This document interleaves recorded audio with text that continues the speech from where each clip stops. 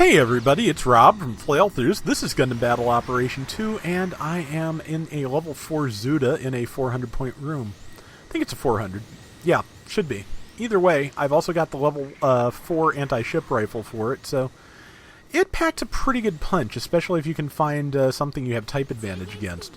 So I'm going to be using that this round, and it's pretty good. I had a pretty good round with this today. Today for me being last Thursday as opposed to, probably Tuesday when I run this for you guys. I was not expecting to make that shot, but they just kind of weaved to try and fight number 5 and ran right into it. So, as for when this was recorded, the Guy Helmuth Rickdom 2 had just been added. Has been pointed out to me as Darth Merrick reminded me of. I've actually played the game it's from. It is the Rickdom 2 variant from Gundam Side Stories. From Guy Helmuth was one of the pilots for the Marcosius team, and yeah, it has the Dom. I believe it's Gross Bile's giant heat sword, which Gross Bile is German for big axe. So yeah. It's a big dang sword, and you may see it on an enemy here. I'm not sure. It is a raid type, and it's neat to use. That, in the meantime, is a Dom Barrage. There's a lot.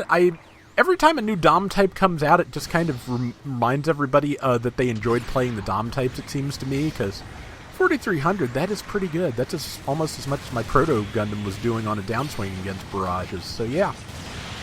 But every time a new Dom comes out, people remember that they enjoyed playing the other ones, and I think that's what's going on here. Because you'll see a Rickdom 2. I think our team has a Peasant Dwudge. Also, I think that when a new Dom type comes out, people kind of like to field teams of different types just so it's harder to identify the new one for people to go after it. There is a Bishop, which is not actually dissimilar from a Dom in terms of silhouette, so, thematic. And I forgot, you can't really combo very effectively from the Sturmfaust to the rifle. Other way around works a little better, but basically rifle or Sturmfaust into Heat Hawk is a better choice, especially since I believe at level 3 and above or 4 and above, the Zudah gets balancers, so you can go right into a melee swing from a boost.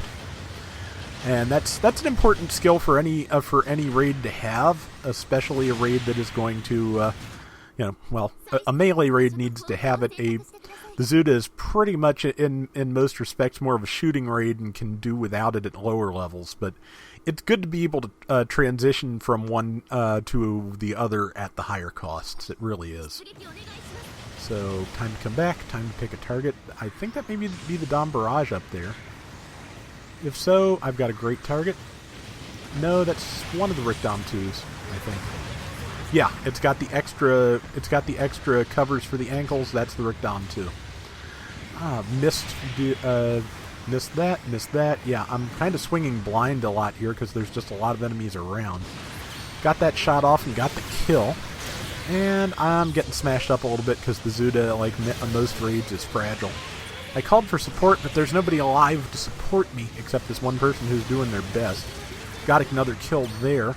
There's a minute left until aces are decided, and I'm making some pretty good damage, so sadly that barrage is going to get me. That's a shame. If I had landed my shot against it, if I'd shot at it instead of the thing with lower health, I would have been much better off. I would be, well, for one thing, alive. So, yeah, much better off. And let's see, they've got a slight lead. In an ace match, when aces are about to be chosen, that's nothing. Just nothing. So we're going to head out there and do our best to get somewhere with this. 30 seconds left, so the ace will be decided by whoever has the highest score at the time of the selection, I believe, when the clock hits 3 minutes. And kill.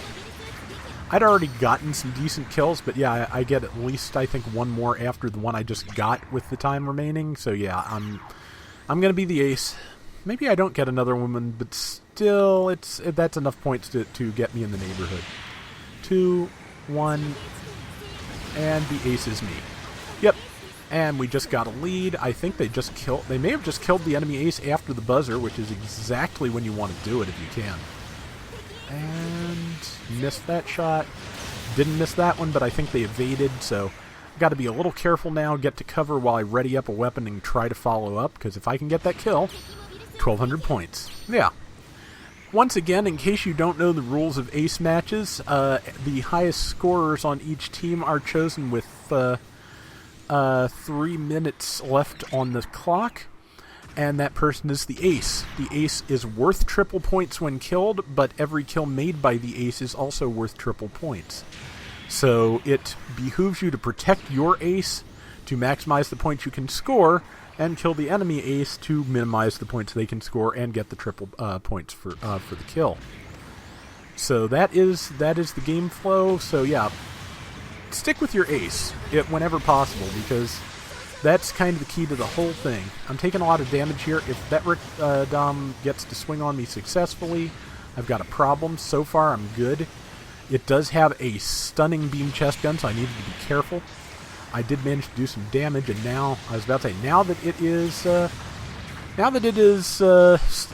boosted, now that it's tackled at me, I can melee freely.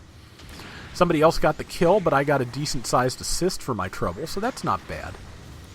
The clan goals for this week are getting particularly high assists at 3 different cost levels, and you're going to want to do ace matches and target shuffles for that. That's going to be the easiest way to get those kind of numbers together. And that, I feel, was just kind of BS. I don't think the Gym Custom has any kind of blast defense, but I hit it point blank with a stunning weapon, and it shrugged it off and murdered me.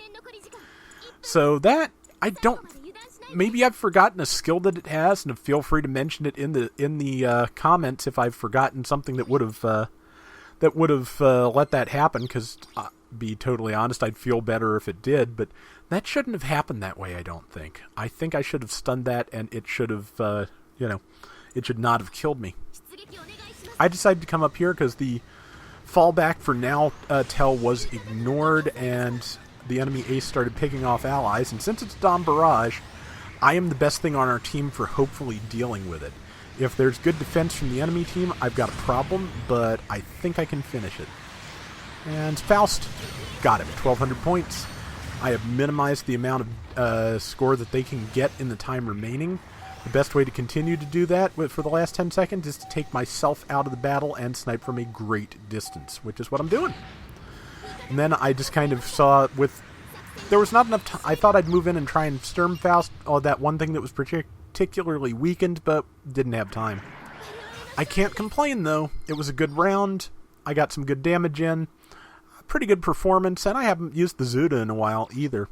71,000 damage, 4,800 points, and 5 kills, 3 deaths, 600 points worth of assists. Not bad all in all. That is going to do it for today's Gundam Battle Operation 2. We will be back soon with more. Until next time, everybody take care and have fun. Later. Oh yeah, I haven't mentioned this in a long time, but you could probably see it on the Zudah I was using.